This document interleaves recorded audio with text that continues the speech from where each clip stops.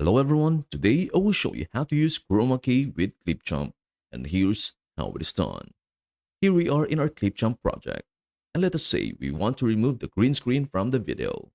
First, we need to add the clip to our timeline and ensure it is placed above our background video. Now, as you can see, it looks like this.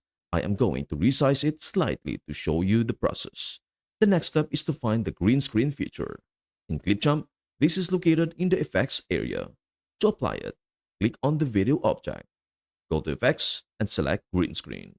Once we click it, the green screen will be automatically removed and the chroma key effect will be applied. Now chroma key effect is working perfectly. Finally, we can export the video and save it. And that's everything you need to know about how to use chroma key with Clipchamp. Before we end, may I humbly ask you a favor? Please do like, share, and subscribe to our channel. This means the world to us. Thank you so much for watching. We hope to see you in our next video.